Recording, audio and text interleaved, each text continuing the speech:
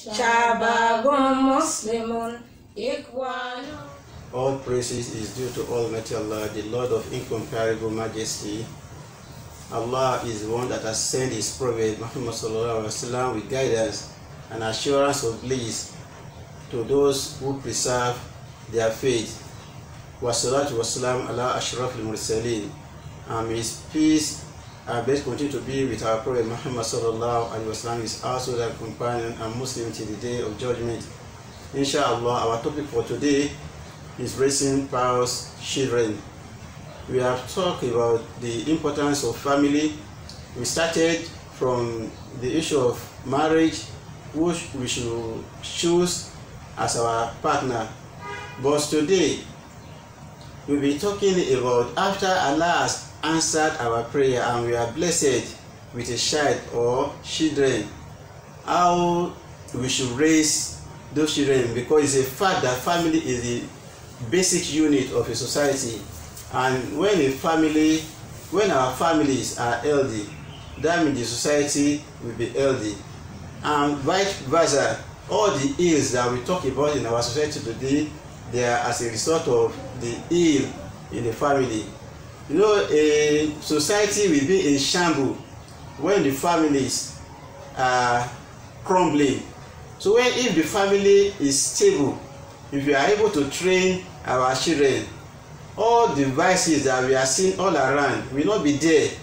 So a healthy society requires that individuals in the society must know the moral and the acceptable behavioral conducts, like respect for others, respect for constituted authority. Individuals in the society must embrace the culture of hard work, the culture of truthfulness, the culture of integrity.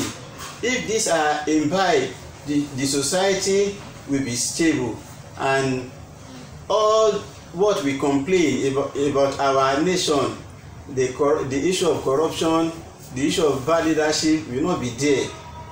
But in Islam teaches concerning raising children. Islam add more to what we should do as a parent or as a family.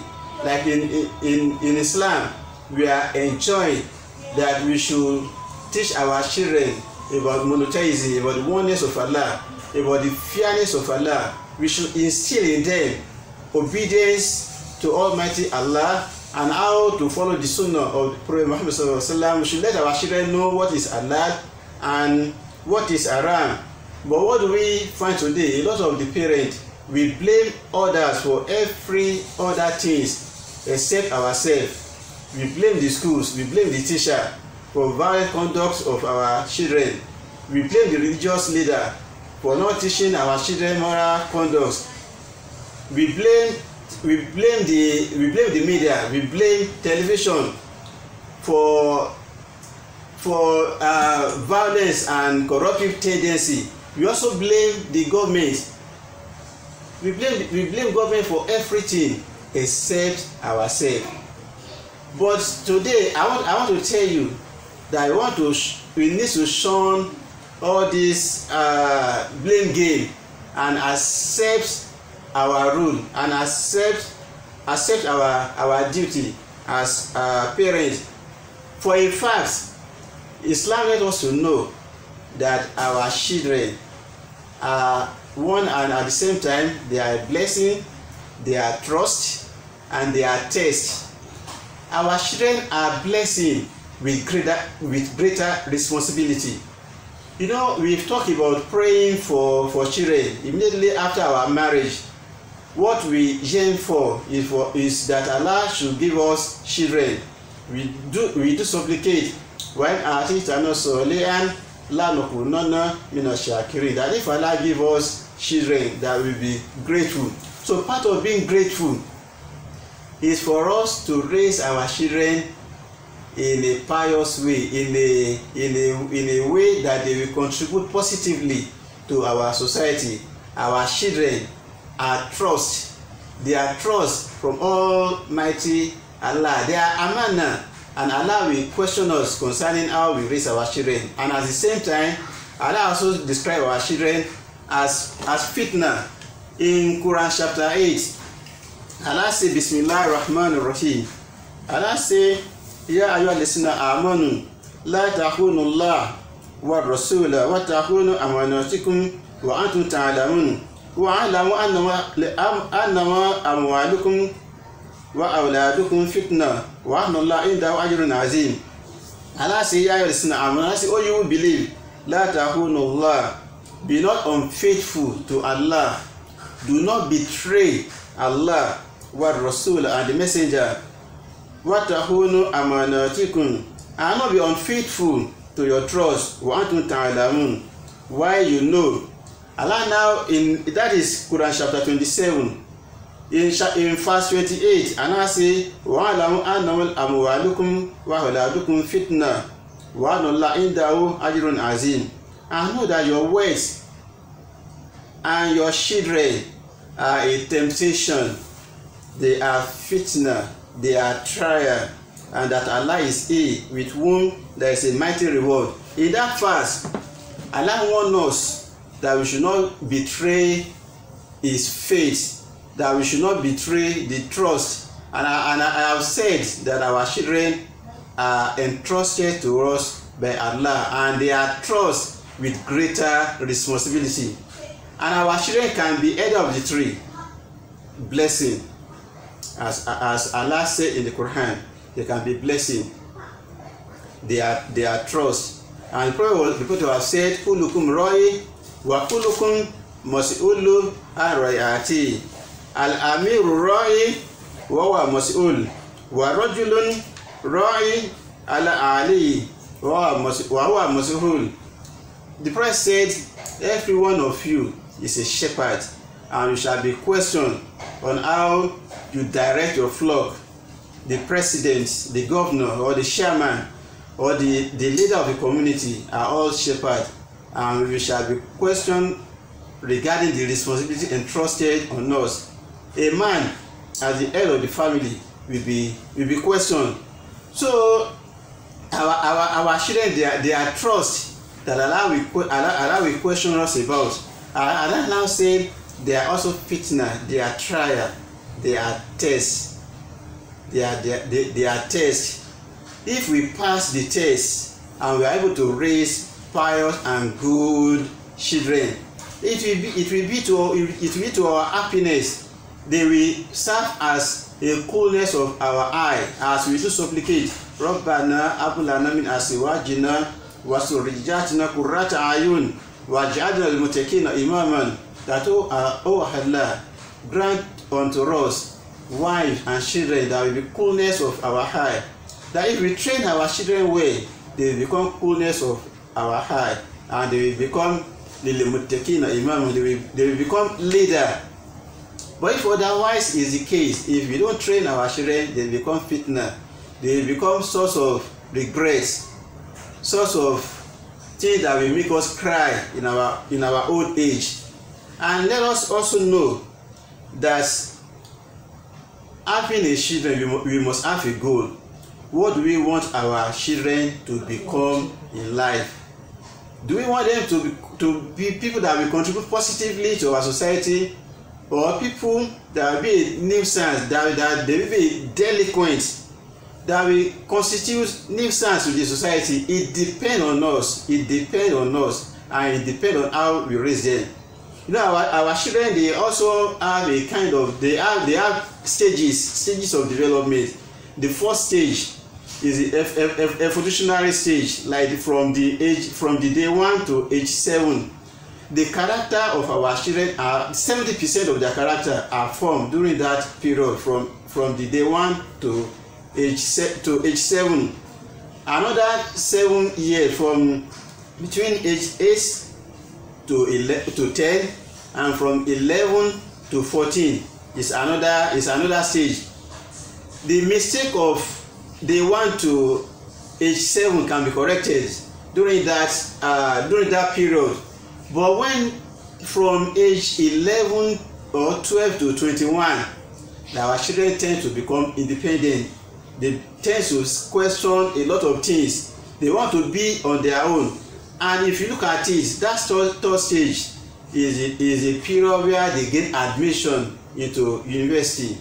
So they are no more under us. If we have failed to satisfactorily imparted in them good morals, when they get to university, they can become anything. They are the kind of children that go and join secret corps. They start doing a lot of things, especially in our society today, where moral has been sacrificed, where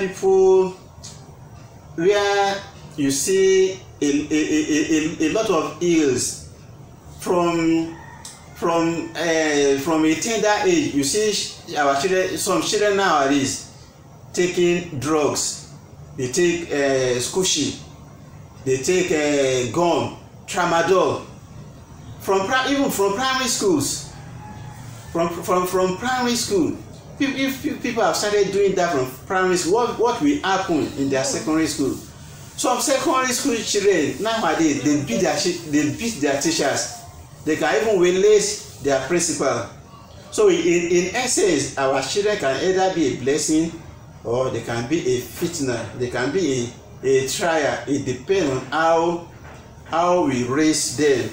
And also, as a parent, how we can raise our children is that we must have a goal for them. Many of us, or most of us, we want our children to excel academically. We want them to go to university, study fine course, gainfully employ and build houses. These are good. But in addition to that, we need to raise them in a godly way. As a Muslim,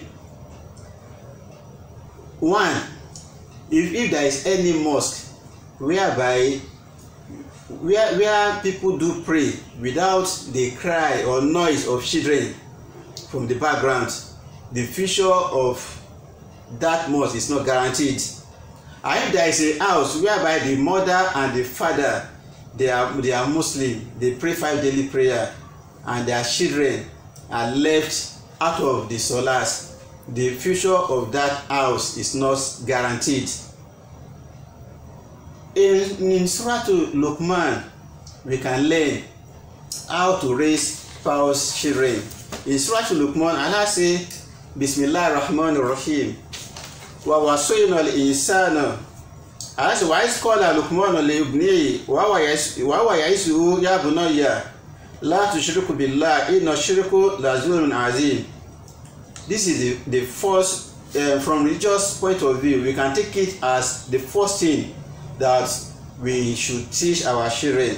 When Luqman said to his son, why he admonished him, "Oh my son, ascribe no partner to Allah." Surely ascribing partner to him is a grievous iniquity. That is, from day one, the first language that we should strive that our child should speak is the kalima La ilaha illallah. That is the first thing we should teach our children. We should teach them about monotheism of Allah and about not associating partner with Allah. That is shirk. 2. In that Surah Luqman, chapter 31, the first verse I read was verse 13. In 14, Allah says, وَوَصَّيْنَا الْإِنسَانَ بِوَالِدَيْهِ حَمَلَتْهُ أُمُّهُ وَهْنًا عَلَىٰ وَهْنٍ وَفِصَالُهُ فِي عَامَيْنِ أَنِ اشْكُرْ لِي وَلِوَالِدَيْكَ إِلَيَّ الْمَصِيرُ. And what we have enjoined on man concerning his parents, his mother bearing with fainting upon fainting, stress upon stress, hardship upon hardship, and his winning take 2 years, saying, "Give thanks to me and to thy parents. To me is the eventual coming." In Quran, Allah is teaching us about goodness to parents. You know, if our children, if we only focus on Western education to the detriment of Islamic education, in chemistry, in physics, they will not learn about goodness to parents. they will not learn about how to observe their duty to Allah. It is by going to madrasa that they will learn this. Allah say, especially the mother, our mother bear us on hardship upon hardship for 9 months, and they also breastfeed us for 2 years. Allah now said, the man should know how to be grateful to Allah and to be grateful to the parents. But a child of children that were not raised in an Islamic way, they won't be pious. They are the one that talk back to their parents. Because of what? Because the parents fail to teach them the moral of Islam from their tender age. And in the subsequent verse, Allah say, وَإِنْ جَاهَدَكَ عَلَىٰ أَنْ تُشْرِكَ بِي مَا لَيْسَ لَكَ بِعِلْمٍ فَلَا تُطِعْهُمَا وَلَا صَاحِبْهُمَا فِي الدُّنْيَا مَعْرُوفًا وَاتَّبِعْ سَبِيلَ مَنْ أَنَابَ إِلَيَّ ثُمَّ إِلَيَّ مَرْجِعُكُمْ فَأُنَبِّئُكُم بِمَا كُنتُمْ تَعْمَلُونَ. Allah say, if they strive with thee to make the associate with me, that of which thou hast no knowledge, obey them not and keep kindly company with them in this world, and follow the way of him who turned to me. Then to me is your return. Then I shall inform you of what you did. In verse 16, I now say, oh my son, that is according to Luqman, the tarbiyah that he was given to his son. Even if it be the weight of a grain of mustard seed, even though it be in a rock, or in the heaven, or in the earth, Allah will bring it forth. Surely Allah is knower of subliminalities aware. That is, whatever we do, we should let our children to know that Allah watches over them. Allah is Ar-Raqib. Allah says, فَمَنْ يَعْمَلْ مِثْقَالَ ذَرَّةٍ خَيْرًا يَرَهُ وَمَنْ يَعْمَلْ مِثْقَالَ ذَرَّةٍ شَرًّا يَرَهُ. That is, whatever good or whatever evils that they do, that Allah watches over them, and that nothing is hidden unto Almighty Allah. In the something of Allah teach that we should teach them that they should not be arrogant, they should walk gently on earth. And before I round it up, also as a parent or as a family, one of the means of raising pious children is that in our family we should have a family prayer circle, whereby we pray together. We also teach them on how to supplicate to Almighty Allah, that they should rely on only Allah. And it's what we do that they will take as an example. They see us as a model, as a role model. And we should also practice what we preach. Some parents will tell their children not to tell lie, but they are liars. Some parents are drunkards. Our children are watching us. Some parents, they fight a lot, especially in a monogamous family or in a face me I slap you rented buildings. All these things, they are things that our children learn. They learn a lot of things from us. So we should practice what we preach. If we are preaching hard work, we must be hard work ourselves. And again, if you are saying that our children should be truthful, some parents do go to the extent right from primary school of teaching their children examination more practices by tipping the teacher to give their children exam question. Some people during common entrance, they do go and bribe supervisors so that their children can cheat in the exam. And it also common nowadays that in GC, in JAM, and in most of our entrance examination, the parents encourage examination more practices. We can never have healthy society with this kind of attitude. So if we want our society to be healthy, we should not teach our children all these bad things. Then we should also teach them the significance of worship. I have said that earlier, that our children, they must know. We must teach them the kalima la ilaha illallah in theory and in practice, and that is what is called terghib and terhib. Terghib has to do with tempting our children to do virtuous deeds by rewarding them. Like when our children, when in school, when they come first, we can reward them. When instead of telling lie, when they speak truth, we can encourage them. And if you ask them to do something, like in some instance, you ask your child to memorize a certain verse of the Quran, and after memorizing it, you can reward him with a gift. It's not necessary that it should be money. Likewise, Terhib is letting them know the consequence of bad behavior. We should scold them for any bad things they do. Like let me go back to Terhib. For instance, like in Lagos State, from the time of the now Senator Oluremi Tinubu, she used to organize a quiz competition whereby the winner emerged one day governor. This is Terhib, and most of the products of this one day governor, they are doing well in their various fields. This is Terhib. So when our children, when they excel, when they do something that is good, we should cultivate the habit of rewarding them. And the other way around, Terhib, when they do something that is bad, we should scold them. It is by doing this that we are encouraging children that we change our society. We cannot continue to complain that our society is like this, is like that, if we are not making conscious efforts to train our children.